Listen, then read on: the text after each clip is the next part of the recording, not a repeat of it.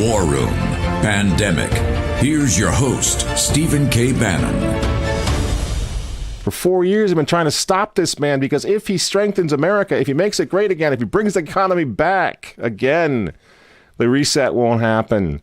The New World Order is going to be set way back. Who knows when they're going to have another COVID opportunity like this one again, and they know it. So ask yourselves why they hate this man. These folks, these men, they hate God. They hate the unborn. They hate the traditional family. They hate you. And they hate Donald Trump, whose political opponents, by the way, right now are knocking statues of saints to the ground. They're beating up cops, and they're burning flags. You say you don't like Trump. I'm sorry, friends, but who cares? That doesn't really matter anymore. What you think of Trump's personality or his tweets. Look at the big picture. The choice is simple, friends. Stand with America right now, or fall with the New World Order in the not-so-distant future. There's no other choice. The future belongs to us, friends. This is not another election. This is war. This is holy war. And we need to go to war against these people.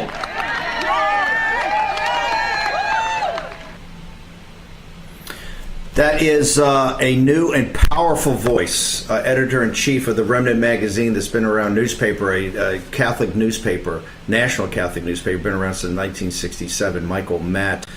You're live in the War Room, Capitol Hill. It's the 12th of October, the year of our Lord 2020. Michael, you're a fire breather. The lecture, the talk that you give is Christ or Chaos. Talk to us about that. Talk to us about what your work is when you define what the stakes are here. Something we've been saying. We don't care if you don't like Trump. We don't care if you don't like his house style. We don't care if you don't like his tweets. If you don't like the way he talks. If you don't like the way you think he's a bully. It's all irrelevant. The stakes here could not be clearer. So walk us through what Christ or Chaos 2020 is, Michael Matt. Thank you very much, Stephen. Happy Columbus Day. I'm old-fashioned enough to still use that. Christ or Chaos actually goes back to an expression by the great English writer Hilaire Belloc. Basically, he's just saying if we throw God, we throw morality out, we can only anticipate the sort of chaos that we're now seeing. It's because it's impossible. There simply are not enough police in the world to police a society that has no morality. And I think what we're seeing right now is just the fulfillment of that prophecy, that if somebody doesn't start talking about morality, we simply can't just put everybody in leg arms and handcuffs and force our will upon them. People have to police themselves. We have to do that, and that's what morality has done. And I think we're seeing a real crisis now in a lack of morality, a lack of any reference to the rights of God, the law of God, and consequently, we have a lot of problems right now. And unfortunately, the Catholic Church is not helping the situation, because the Catholic Church seems to be kind of going along with the world right now. As you know, in her human element, it's very progressive. And as a practicing Catholic, I'm very concerned about the lack of leadership coming from the Vatican, coming from the Catholic Church right now in this moment of crisis. Look, we reported at the beginning of the top of the show in the first hour that the Financial Times of London on its front page is reporting that the Catholic Church now is liquidating its portfolio, an investment portfolio it holds in Switzerland. I think it sold 24 million pounds today to make up for a fiasco of these financial instruments and real estate deals they're doing in London that are not working out. But the buried lead is that the deplorables that go in the pews every week, working class Catholics, are just not stroking checks, just not putting into the second collection.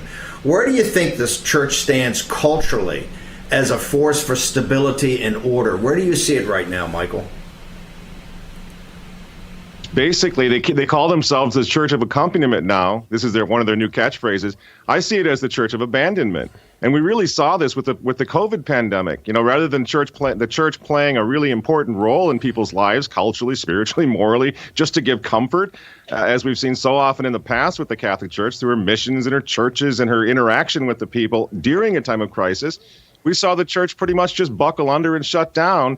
And at the same time, the church is, through Pope Francis, who's a big disappointment to a lot of practicing Catholics like myself, they're going along with Davos, Switzerland. They're going along with the United Nations. They're going along with Jeffrey Sachs and the Sustainable Development Goals. And they don't seem to be overly concerned anymore. They almost seem embarrassed, in fact, by the church's teachings about morality and about the consequences of bad actions and sin, those old-fashioned words like sin, heaven and hell.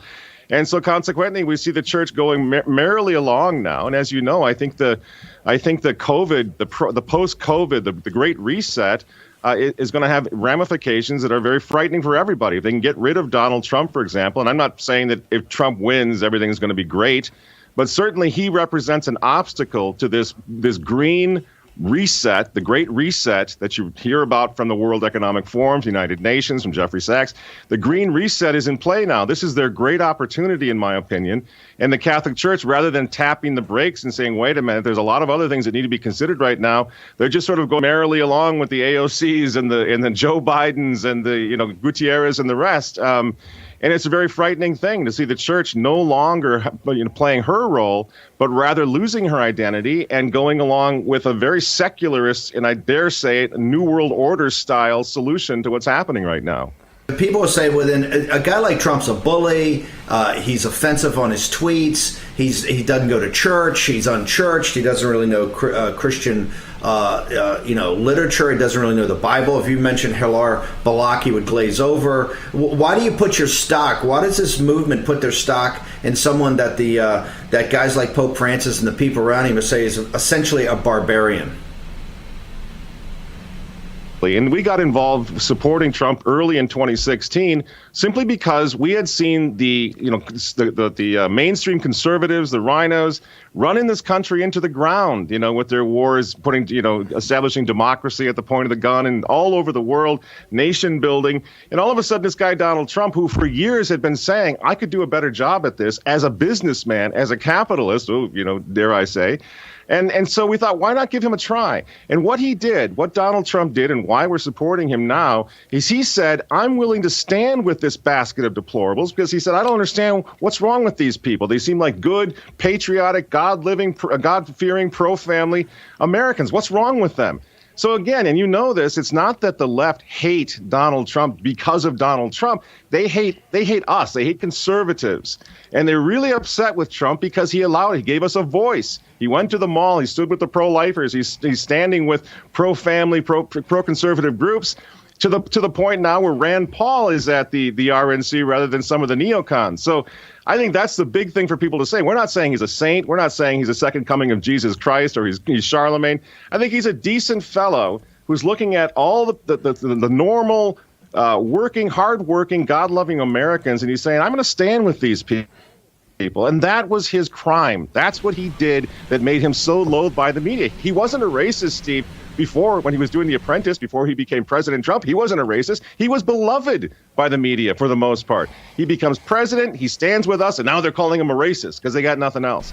So that's why I'm standing with him, because I think that he's proving that he's able to come through with his promises, and he's actually helping the country.